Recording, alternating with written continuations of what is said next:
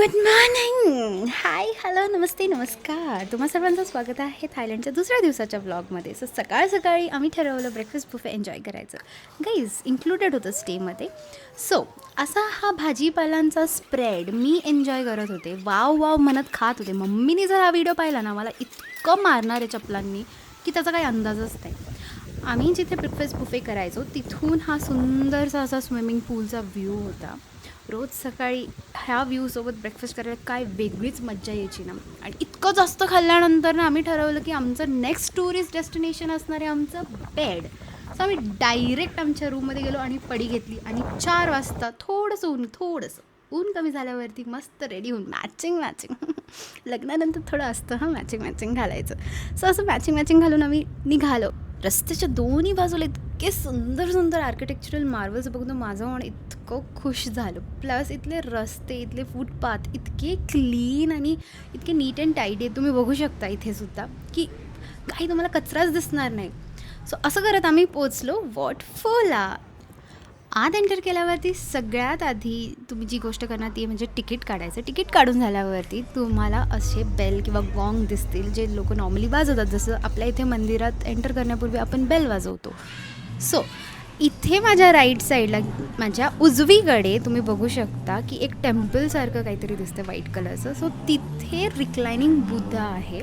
So तिथे enter करण्यापूर्वी आपले चप्पल काढून अशा बॅगमध्ये ठेवायचे आणि ते तुम्ही बाहेर ठेवू नाही शकत. ते तुम्हाला तुमच्यासोबत कॅरी करायचं. जसं आपल्या इथे नॉर्मली असं प्रॅक्टिस होतं की मंदिरात जाण्यापूर्वी आपण बॅगमध्ये ठेवून एक टोकन घेऊन जातो. नाही, you have to carry with you. आत गेल्यावरती तुम्हाला the mesmerizing 46 metre long reclining Buddha बघायला भेटेल. इतकं सुंदर हे स्टॅच्यू आहे.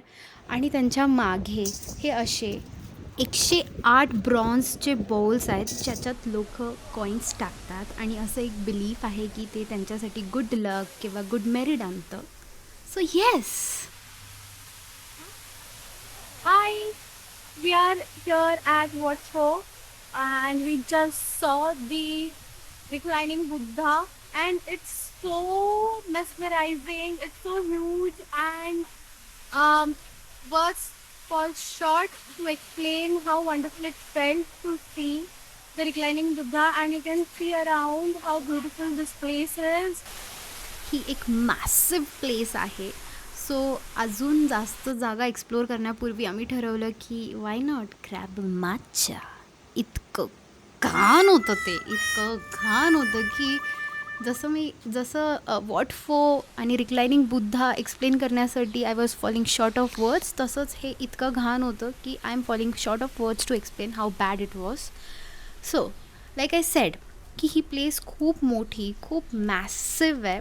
इथे फक्त रिक्लायनिंग बुद्धा नाही तर इथे भरपूर सारे बुद्धाचे स्टॅच्यूज आहेत. More than 100 I would say. And they are all in different forms. म्हणजे प्रत्येक स्टॅच्यूचं फॉर्म हे वेगळं आहे. कुठलंच स्टॅच्यू सेम नाही. सो लोकांना वाटतं की वॉटफो म्हणजे फक्त रिक्लायनिंग बुद्धा. नो, तुम्ही जर ते पूर्ण प्रेमायसेस एक्सप्लोअर केलं ना तर तुम्हाला बघायला भेटेल इतके सुंदर वेगवेगळ्या बुद्धाचे स्टॅच्यूज आहेत. आणि हे थायलंडचं पहिलं पब्लिक युनिव्हर्सिटी म्हणून पण ओळखलं जातं. सो आम्ही ठरवलं की चला थोडेफार फोटोज काढूयात. पण ते थोडेफार फोटोज कधी खूप सारे झाले त्याचा अंदाजच लागला नाही. आणि हे माझं तर पूर्णपणे नकार आहे गाईज या गोष्टीला. प्लीज तुम्ही ट्राय नका करू. पैसे देऊन घेतलेत म्हणून मी फोटो काढते त्याच्यासोबत. मी पिले तर अजिबात नाही. सॉरी, माझ्याकडनं नाही पिऊ, ते संपू शकत. So yes, coming back to वॉटफो. खूप सुंदर अशी प्लेस आहे. तुम्ही जिथे तिथे बघाल ना तिथे असे सुंदर काही ना काहीतरी गोष्टी तुम्हाला बघायला भेटतील. हे बघत संध्याकाळ झालेली होती. 7 वाजले होते. इथून आम्हाला जायचं होतं वॉटरूनला ज्याचं क्लोजिंग टाईम होतं 7. सो आम्ही तर शुअर होतो की आम्ही वॉटरून बघूच नाही शकत. आम्हाला आज तरी होणार नाही. सो आम्ही त्या होप्सनी ठरवलं की मग चला का नाही अजून थोडा वेळ इथे स्पेंड करू. आणि मग जसं सनसेट होत होतं तसं ही प्लेस आहे ना अजून ब्युटिफुल होत चालली होती.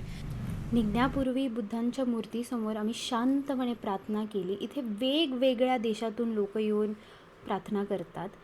आणि हो, इथून मग आम्ही ठरवलं रिटर्न हॉटेलला जायचं. पण टू आर सरप्राईज वॉटफोच्या एक्झिटच्या एकदम ऑपोजिट साईडला होतं हे वॉट अरुण. मध्ये होतं चाव फ्राया रिव्हर आणि त्याच्या पलीकडे होतं वॉट अरुण.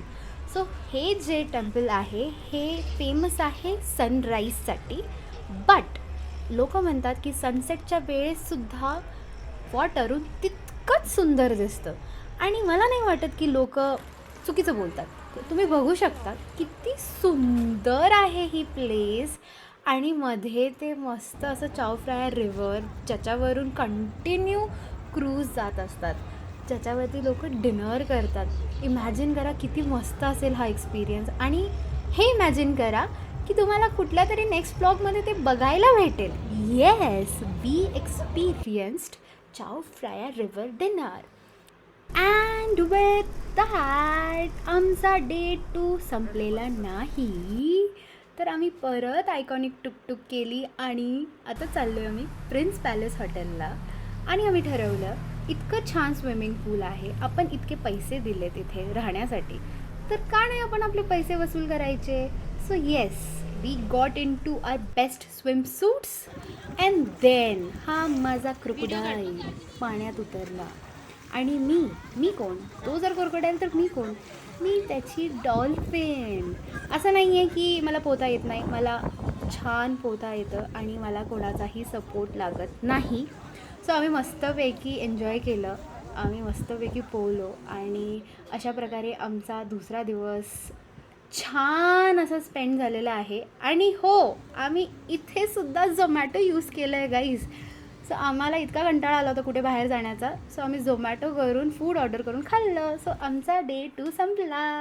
डे 3ला आम्ही काय खाल्लं आणि कुठे गेलो हे बघण्यासाठी सबस्क्राईब टू अ चॅनल.